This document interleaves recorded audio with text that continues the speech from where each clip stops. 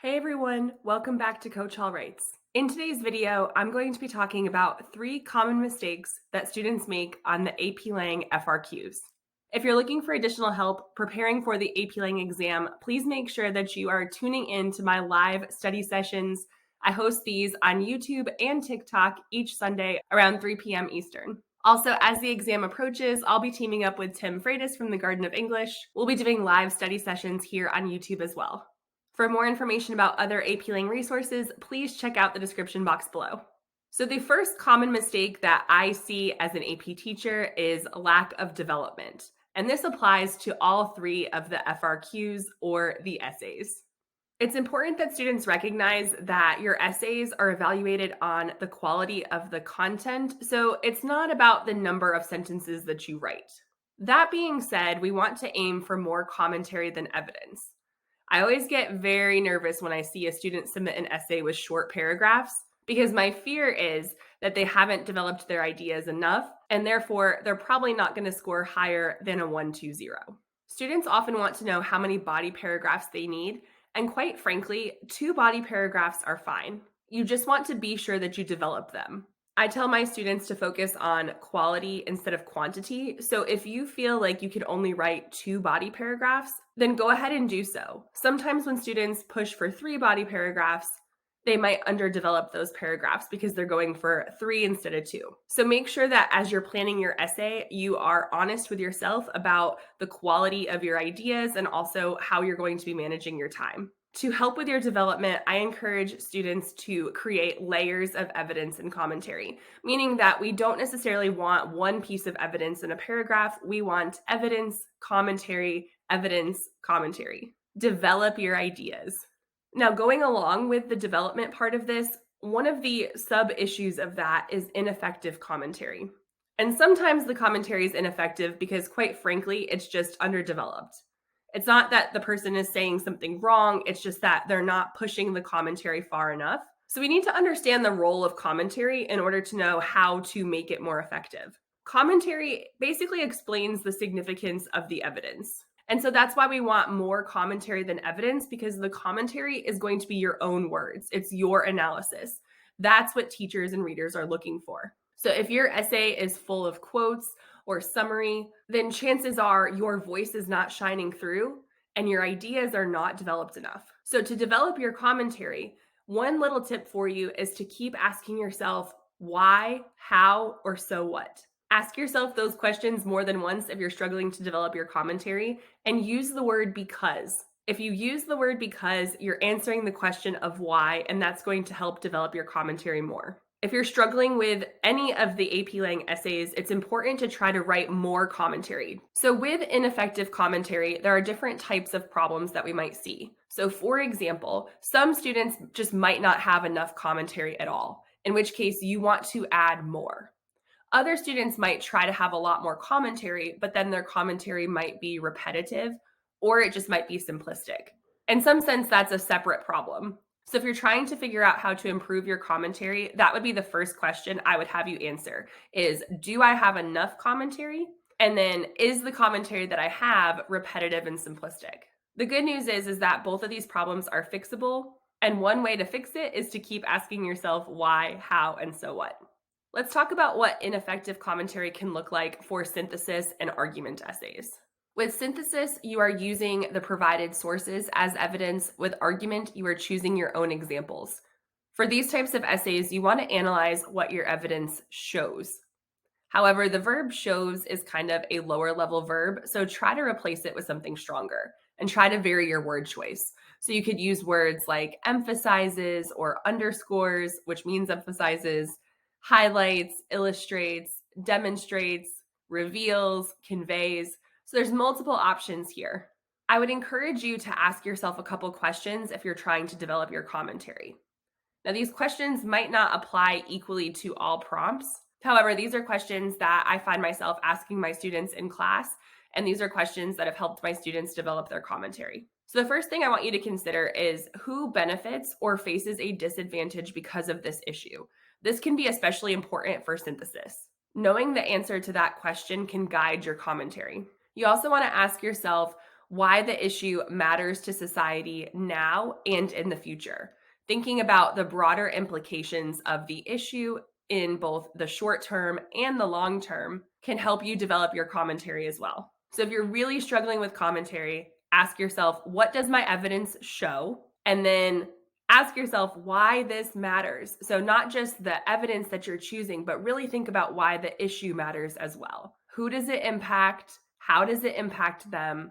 What are the short-term implications for society? And what are the long-term implications for society? Asking yourself these questions will help you deepen your commentary. Now, for rhetorical analysis, that essay is a little bit different. My recommendation for students for this one is to make sure that you are connecting the choice that you are analyzing to the message, argument, or purpose. I found that essays that tend to score a 1-2-0, they might mention the message, argument, or purpose, but they do so rather simplistically. So be sure that you are identifying the specific message, argument, or purpose, and make sure that you are explaining how the choice helps the writer convey that message, argument, or purpose.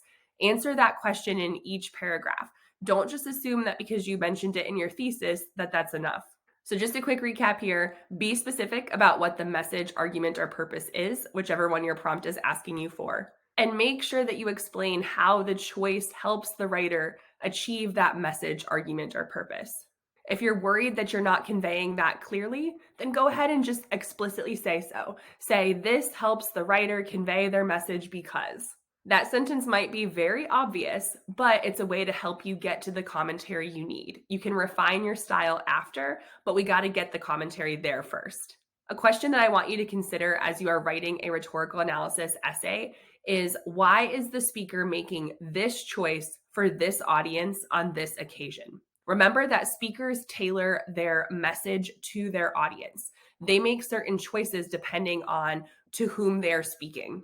So if the audience changes, then the choices are likely going to change. So because they are tailoring their speech to their designated audience, we want to think about why they're making those choices. We also want to consider the occasion. So the occasion is essentially the historical context, and the exigence, the immediate reason why they're speaking. If you'd like more information on this, I have a video that goes more in depth with tips. So I will link that in the description box below. Look for the link that says my best tip for rhetorical analysis. Here are some general tips for improving your ineffective commentary. We already talked about asking yourself why, how, or so what, but we also want to give ourselves time to write. So we know that 40 minutes is not a very long time to write an essay. So that being said, take that into consideration as you are structuring your response. It's okay to have a short intro. It's also okay not to have a conclusion, especially on the exam. Your essay is being evaluated as a rough draft. And in my personal opinion, the body paragraphs are most important. So I would much rather see my students write a short intro and really focus on those body paragraphs. If time permits, absolutely write a conclusion. And if you feel like you can push it to 3 body paragraphs and that's what's best for your essay, then absolutely do so. But don't force a 3rd paragraph if you're running out of time or if you just don't feel like the idea is strong enough. Prioritize your strongest ideas and develop those. This next tip might be one that others might not agree with, but I have found that for my students who are really struggling with commentary, it is best for them to push themselves to write more, even if it may be redundant. Now, hear me out on this. As a teacher, I tell my students, if you don't write it, I can't score it. And so I would rather see 4 sentences of commentary instead of 1. Even if those 4 sentences of commentary might be a little bit redundant, I like to see the effort there. Because as you're pushing yourself to write, you might include something that is really insightful analysis. It's also helpful if you read and learn from sample essays. I like to show my students sample essays in class. We look at the essay, we look at what it scored, and we talk about why. I know several other teachers do this as well, but for those of you who might be self-studying at home, there are past exam prompts available. So I would look at the scores surrounding the scores that you typically receive in class. So for instance, if you typically receive a 4 out of 6, I would look at the essays that get a 4 out of 6 and also maybe a 5 out of 6. If you're the type of person who's very visual and you like to see what it takes to get a certain score, reading the sample essays can be helpful. Now, as a quick disclaimer, I know some teachers have certain prompts that they want to use and they want it to be a cold read, meaning like a surprise. So before you start looking through past exam prompts, you might want to consult with your teacher first. Perhaps your teacher could direct you to prompts that they feel are appropriate for you to look at. The second common mistake that I see in student writing for AP Lang essays is a weak line of reasoning. Let's talk about what this looks like for synthesis. The goal of synthesis is to create a conversation of sources. Therefore, I encourage my students to try to put 2 sources per paragraph. I have found that when I read essays with 2 sources per paragraph, they tend to be stronger. Conversely, I have found that when I've read essays where there might be 3 body paragraphs and 1 source per paragraph, it feels a little bit disjointed. So I'm not saying don't write 3 body paragraphs. What I'm saying is, if possible, put 2 sources per paragraph. That's going to start creating that conversation. So look for similarities among the sources. Maybe they're talking about the same topic or related topics, or in some cases, there might be meaningful contrast, and you could use the 2 sources that way. Now, here's the thing to remember about the synthesis essay and the sources. You are going to be given 6 to 8 sources. You need to include at least 3 different sources in your essay. You can use the same source more than once, it just counts as one source. So when I say put 2 sources per paragraph, I don't mean that you have to use all the sources, but you do have to make sure that you use 3 of them. So for instance, if you have source A and source B in one body paragraph, and then source B and source C in the next body paragraph, you've still used 3 sources, A, B, and C. You just happen to use source B twice. When planning your synthesis essay, think about the order of your main ideas, because for some prompts, it makes sense to put your main ideas in a particular order. This can help you with your line of reasoning, and it can also help you as you transition from one idea to the next. As you're reading these sources, look for facts, statistics, and real-world examples, because these are logical evidence. Including this logical evidence to support your argument can help your line of reasoning. It's important that you integrate your evidence well. So you want to provide context. Don't just drop a quote in. Make sure you embed it into your essay. And in many cases, it helps if you let us know where it's from. Don't just say according to source A, though. Say something like, according to a 2017 Pew Research Center study. That's what I mean by context. Like, set us up, let us know where this information is originally coming from. But don't merely summarize the source, because again, we want more commentary than evidence. If you're looking for more information about how to properly integrate your evidence and cite your sources, I'll include some videos in the description box below. Also, for what it's worth, you do not have to address the counter argument. Can it add a layer of nuance? Yes. But is it required? No. I tell my students that I only want them to address the counter argument if they truly believe it's going to help their argument. If not, 2 main ideas is totally fine. Now, where should you put the counter argument? If you had asked me that question a few years ago, I would have said that I personally like to put it as body paragraph 1, and then I would have 2 other body paragraphs. The more I've taught, though, I've kind of reconsidered that opinion. I don't think it's wrong to do it that way by any means. But if you are somebody who really struggles with writing an essay in 40 minutes, I would actually recommend the opposite. I would recommend to put the counter argument at the end of the essay as like a 3rd body paragraph if you intend to do a full body paragraph about it. And the reason why is because if you run out of time, you can omit that paragraph and you still have 2 strong points. So basically, don't force the counter argument. If you want to include it, if it's going to help your essay, then do so. But in actuality, for many students, it's better to just focus on 2 clear, developed main ideas. For rhetorical analysis, a weak line of reasoning can happen in a few different ways. I recommend analyzing the passage chronologically. When you do this, you follow the speaker's line of reasoning, and that can help you create a line of reasoning in your essay. So to do this, think about what the speaker is doing in the beginning, middle, and end of the passage. Or if it's a shorter passage, first half, second half. We've already mentioned this in the development section of this video, but make sure that you are connecting to the message, argument, and purpose in each paragraph. You need to answer the question being asked, and they're going to be asking you about how the writer makes rhetorical choices to achieve a message, argument, or purpose. So if you don't include that in each body paragraph, then chances are your line of reasoning is not going to be strong enough. You also want to connect to the rhetorical situation. If you struggle with this, then check out my recent sentence frames video. I'll include a link to that in the description box below. For argument essays, the first tip I have for you is to make sure your thesis answers the prompt. Here's what I mean by that. On a recent exam, the prompt was essentially the value of striving for perfection. So when you encounter an argument prompt, make sure that you underline what you are actually being asked to write about. You need to make sure that you are asserting a position on the actual topic you're supposed to be answering. So for instance, if you're told to write about the value of striving for perfection, but you write about the value of perfection, technically you've changed the prompt. So make sure that you are actually answering the prompt being asked. Another crucial element for your line of reasoning in an argument essay is going to be selecting specific evidence. Now, I do have a separate video on this, so feel free to check out the description box below for that video. But here are some tips for you.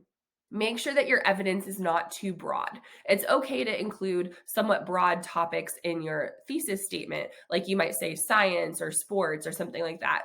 But when you're actually writing your body paragraphs, you need to mention specific people or events. Think proper nouns. Provide specific names, dates, information, and then really tell us what we can learn from that example. That's going to be your commentary. Also, when it comes to selecting specific evidence, don't worry about sounding academic. Yes, I encourage students to choose real-world examples, not hypotheticals. Choose evidence from history or current events. You can even write about personal experience. But choose topics that you can write about well. If you haven't studied about Thomas Edison since like the 4th grade, then Thomas Edison inventing the light bulb is probably not the best evidence for your essay because you probably can't write about it very specifically. The third common mistake I see for AP Lang students, especially as they are preparing for the AP Lang exam, is time management. Now, it might seem counterintuitive, but you want to plan your essay. Make a quick outline. Bullet points are fine. Just make sure that you know what your thesis is and what your main ideas are. If you want to make note of evidence or commentary, that can be really helpful too. Having a plan limits writer's block later on. It also tends to limit you from restarting or scrambling your line of reasoning. So have a plan before you write. Take the time to plan it out because then you can actually write your essay more quickly. And if you are running out of time at the end, you can make adjustments as opposed to not planning out your essay, getting halfway through it, and then realizing that you don't know what else you can say. For rhetorical analysis and synthesis, make sure you annotate meaningfully. Develop a system that works for you, but definitely determine those main ideas in advance and think about the order that they should go in. For the essay itself, you can help manage your time by having a short intro and then 2 to 3 body paragraphs. And as I said before, conclusions are nice, but they're not required. So if you have time for it, great. If not, that's the first thing to go, in my opinion. Now, on exam day, it's really important that you attempt all essays. Before exam day, create a game plan. I made a video about this last year. I'm also going to be offering some workshops this year in 2023, so check out the links for those in the description box below. Also, on exam day, prioritize your strengths. That's going to be part of your game plan, and turn off your inner perfectionist. All right, there you have it. Those are the 3 most common mistakes I see as an AP teacher when students are preparing for the AP Lang exam. If you found this video helpful, please do me a huge favor and give it a thumbs up.